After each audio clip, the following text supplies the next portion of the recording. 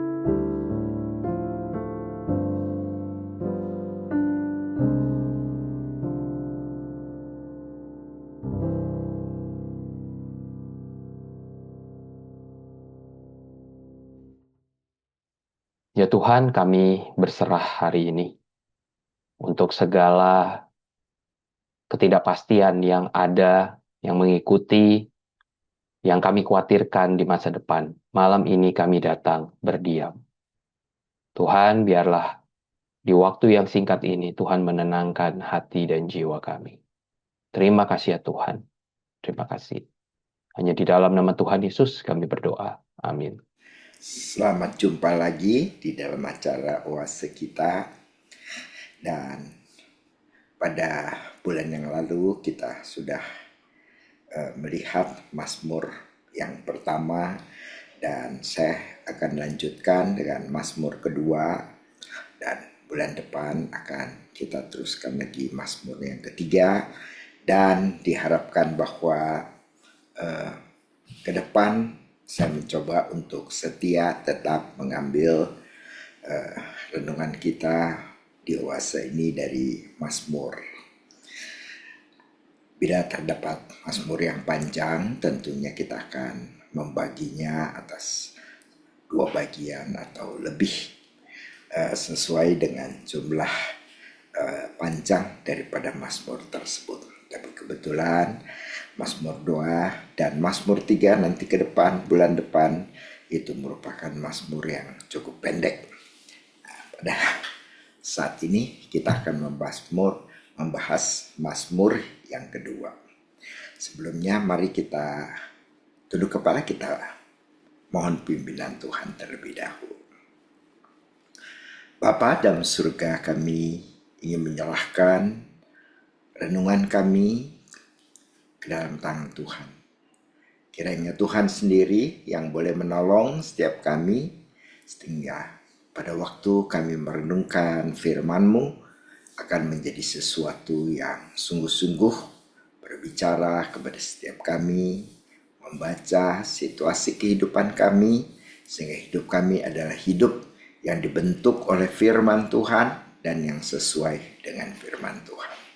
Terima kasih ya Tuhan, kami serahkan waktu di depan kami sepenuhnya ke dalam tangan Tuhan. Dalam nama Tuhan kami Yesus Kristus kami berdoa. Amin.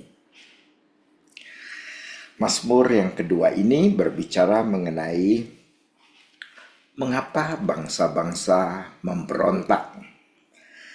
Kita akan melihat di dalam Mazmur 1, Mazmur 2, 1-12 ini ada dituliskan suara-suara yang dituliskan oleh pemazmur.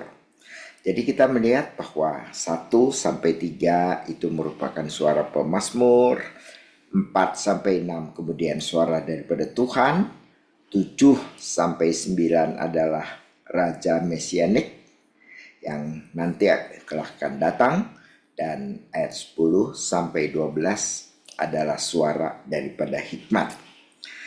Mari kita membaca 1-12 ini. Pertama adalah 1-3 yang merupakan suara dari pemazmur. Mengapa rusuh bangsa-bangsa? Mengapa suku-suku bangsa mereka-reka perkara yang sia-sia?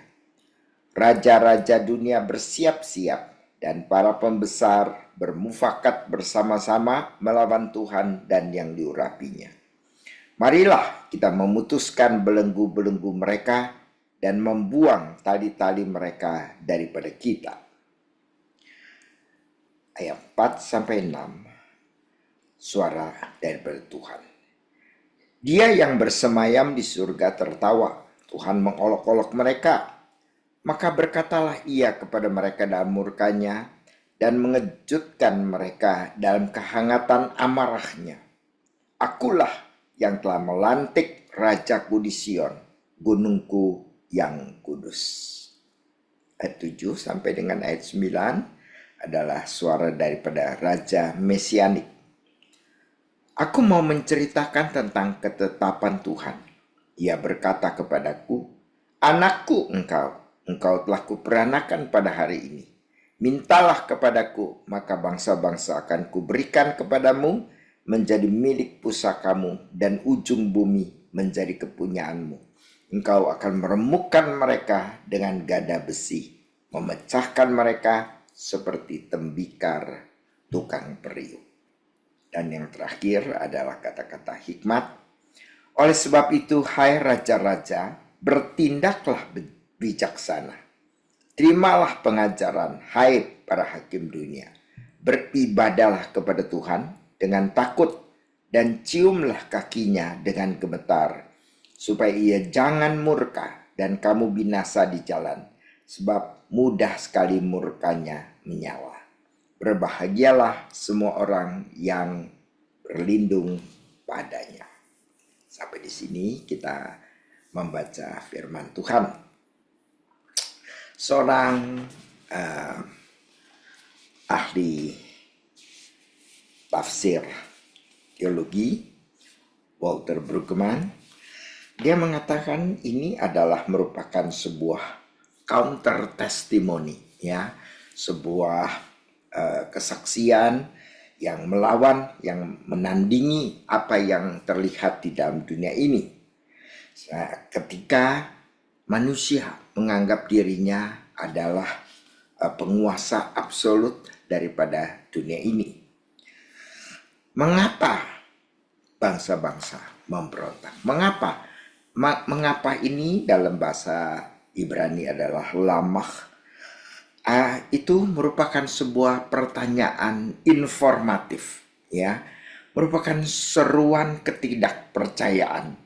Mengapa, ya, yang sebenarnya suatu nada yang mengejek Misalnya pada saat ini kita mengalami gejolak daripada kurs daripada rupiah terhadap dolar, sehingga mungkin kita bertanya mengapa ya, sebab kita melihat itu adalah sebuah sebenarnya pertanyaan yang bersifat informatif di dalam keadaan ekonomi yang tidak baik-baik ini. Nah, dan seorang penulis lagi, Kolakowski, mengatakan bahwa dengan sakral dihilangkan, maka manusia menjadi tolak ukur yang tertinggi. Raja-raja tahu Tuhan ada, tetapi tidak mau tunduk terhadap Tuhan yang Maha Kuasa. Dan Chesterton mengatakan, it is not that they can see the solution, bukan karena mereka tidak tahu solusinya apa. It is they cannot see the problem, adalah karena mereka sebenarnya tidak lihat masalahnya. Mereka pikir mereka bisa menjadi Tuhan. Di dalam ayat 4 sampai dengan ayat yang ke-6 kita melihat Allah tertawa, ya, melihat mereka itu Allah tertawa. Dalam bahasa Ibrani lagi adalah yishak, tawa yang mengolok, tawa yang mentertawakan, ya, seperti kita tertawa melihat suatu kebodohan misalnya, ya, suatu komedi misalnya, kita tertawa, ya. Jadi tawa itu adalah tawa yang mengolok, ya. Bayangkan semut-semut di demo misalnya di depan manusia, mari kita terbebas dari makanan yang cuma remah-remah misalnya, ya. Jika kita melihat semut-semut seperti demikian berdemo di hadapan kita, menyerukan bahwa kita akan terbebas dari remah-remah manusia, begitu kan, ya. Nah, mereka mau makan apa, begitu ya, diinjak mati semua, begitu. Nah, jadi itu merupakan sesuatu tindakan kebodohan daripada manusia dilihat oleh Tuhan seperti demikian. Dan ayat 6, Tuhan tidak merespon dengan menghabiskan mereka, ya. Jadi kita bisa melihat kalau semut-semut itu pada demo mau melepaskan diri dari jajahan manusia, ya, kita tidak mau remah-remah lagi, kita mau makan yang komplit misalnya begitu, dan kita kepengennya adalah injak itu semut-semut habis semua, begitu kan. Tapi Tuhan mempunyai solusi yang sangat berbeda, ya. Jadi Tuhan mengatakan malah, aku telah melantik rajaku di Sion, ya. Tindakan solusi daripada Tuhan bukannya Tuhan hajar mereka, Tuhan habiskan mereka, Tuhan membunuh mereka semua, menghabiskan mereka dari dunia ini, ya. Tapi justru Tuhan mempunyai solusi yang sangat berbeda dan tidak terpikirkan oleh manusia. Tuhan itu memberikan solusi dengan kehadiran, dengan menghadirkan daripada raja di Sion, nah, bukan dari ketiadaan, ya. Maka kita lihat di sini dalam Mazmur pasal 2 adanya suatu bayang-bayang nubuat akan inkarnasi daripada Tuhan Yesus. Jawaban Tuhan Allah atas penolakan manusia terhadap dirinya justru adalah Tuhan akan mengirimkan anaknya itu lalu kemudian untuk menjadi raja di Sion. Itu adalah nanti solusi yang akan dikerjakan oleh Tuhan terhadap manusia yang menolak Dia. Seorang ahli biblika lagi berkata, membantu kita, bahwa raja-raja hari ini tidak berpakaian jubah dan mahkota, tapi tentunya kita seolah melihat tidak ada relevansinya karena tidak ada raja-raja. Meskipun kita melihat tetap saja ada penguasa-penguasa yang melawan Allah yang mungkin berkata seperti demikian. Tapi kalau kita melihat bukan saja manusia yang melawan Allah, tapi kita melihat ideologi-ideologi dalam dunia sekarang ini sebenarnya adalah ideologi yang melawan Tuhan. Misalnya hidup dengan konsumerisme, ya, seolah-olah kita hidup itu hanya dari konsumsi apa yang ada dalam dunia ini, ya. Atau misalnya ide daripada nasionalisme absolut, ya. Wah, bangsa kita, ya, negara kita adalah yang terkedepan, begitu kan, ya. Atau misalnya kita lihat technocratic solutionism misalnya, ya. Segala sesuatu itu diputuskan, diselesaikan dengan teknik misalnya, ya. Atau kita melihat juga sebagai satu ideologi di mana itu sebenarnya adalah sesuatu yang immanent frame, yang sebenarnya merupakan satu worldview di mana orang hanya melihat bahwa dunia ini adalah dunia yang tertutup, ya, sehingga kita manusia harus berjuang, ya, melawan segala sesuatu karena tidak ada campur tangan yang ilahi dalam dunia ini, karena dunia ini adalah kita sebagai penguasa. Nah, jadi seperti demikian merupakan raja-raja yang melawan Allah. Ada sebuah lelucon menceritakan ada seorang ilmuwan dengan sombong, dengan pongahnya, lalu kemudian berkata kepada Tuhan, kami sekarang bisa menciptakan manusia dari tanah seperti engkau. Dan Tuhan cuma bertanya, coba tunjukkan. Lalu ilmuwan itu bungkuk dan dia ambil segenggam tanah. Tapi kemudian Tuhan berkata, tunggu dulu, ambil tanahmu sendiri dong. Itu kan tanahku, tanah yang aku ciptakan. Kamu ambil tanah sendiri, ciptakan dari tidak ada menjadi tanahmu sendiri, begitu kan? Itu kan yang tindakan yang dikerjakan Allah. Bisakah manusia mengerjakan itu? Bisakah manusia menyombongkan diri, ya, untuk tidak melihat hal tersebut, gitu? Dan kemudian Mazmur ini ditutup dengan berbahagialah semua orang yang berlindung padanya. Tidak diakhiri dengan ucapan penghakiman, tapi justru Tuhan memberikan sesuatu yang berbeda sama sekali dengan manusia. Yang diakhiri Mazmur ini bukan dengan menghabiskan, dengan melenyapkan mereka, dengan penghakiman, tapi dengan undangan. Berbahagialah semua orang yang berlindung padanya. Seperti seorang anak, ya, yang kemudian nakal, tapi kemudian dia melihat bahwa wah, saya sebenarnya nih anak yang nakal.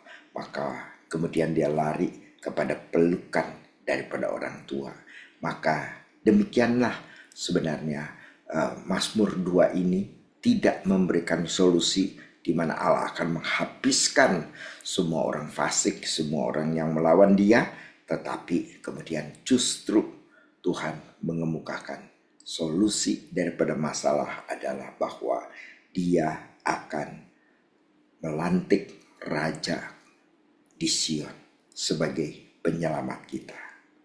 Jadi kita di sini boleh melihat satu doktrin, tetapi bukan doktrin kedaulatan Allah, kehebatan Allah, kemahakuasaan Allah, tindakan daripada Allah, ya.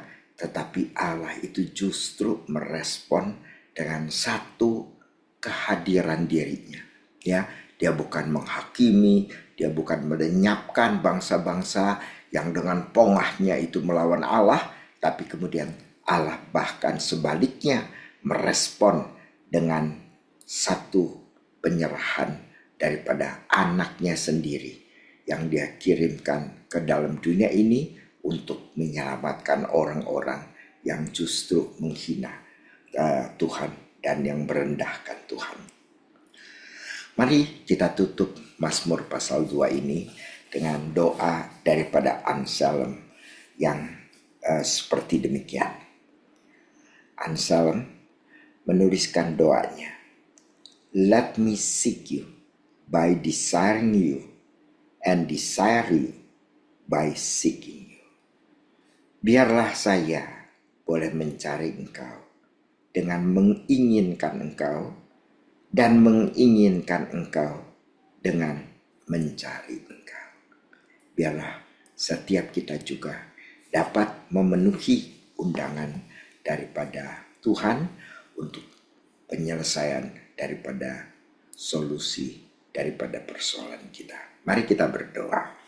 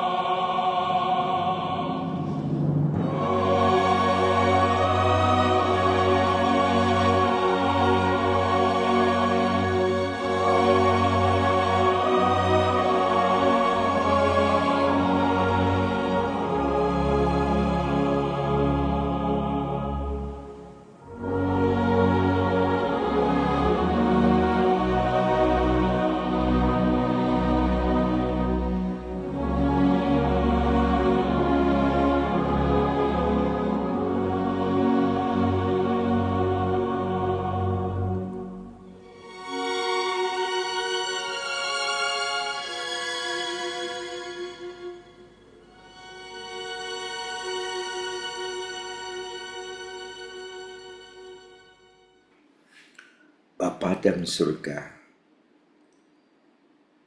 kami adalah debu, kami adalah manusia. Tapi kami dengan pongahnya melihat ke langit dengan sombong dan menganggap diri kami mampu untuk mengerjakan segala sesuatu yang ada di dalam dunia. Tapi ya Tuhan, Tuhan mungkin tertawa melihat kami yang merupakan manusia hina dina, yang tidak berarti di hadapan Tuhan. Tapi kami kemudian dengan sombong dapat bersikap seperti demikian kepada Tuhan yang menciptakan kami.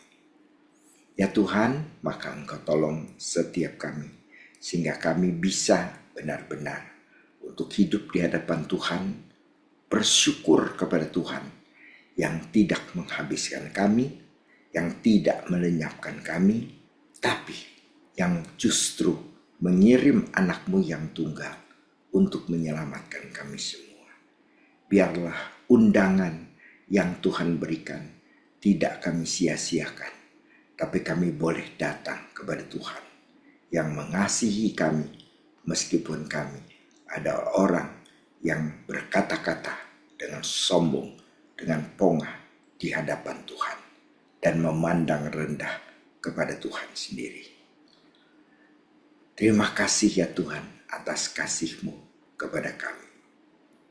Dan kami naikkan semuanya ini dalam nama Tuhan kami, Yesus Kristus. Amin. Bapak Ibu, pelayanan Oase adalah pelayanan mingguan. Silakan mengikuti Oase melalui YouTube. Bapak Ibu bisa subscribe YouTube channel SMC untuk mendapatkan reminder setiap minggu malam. Demikian pelayanan Oase pada malam ini. Mari kita mengenal Allah lebih dekat hari ini dibandingkan hari kemarin. Tuhan Yesus memberkati. The Lord bless you and keep you. Make His face shine upon you and be gracious to you. The Lord turn His face toward you and give you peace.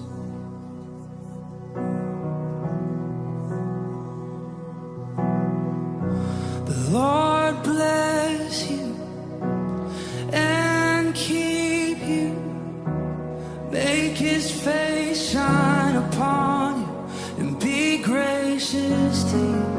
The Lord turn His face toward you and give you peace.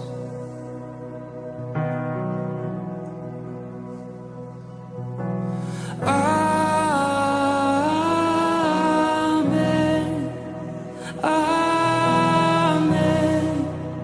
Amen. Amen.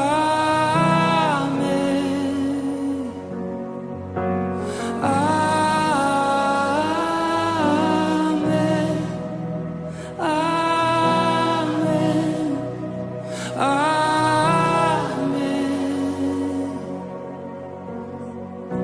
The Lord bless you and keep you. Make His face shine upon you and be gracious to you. The Lord turn His face toward you and give you peace. Yes, we receive, we agree. Amen. Amen.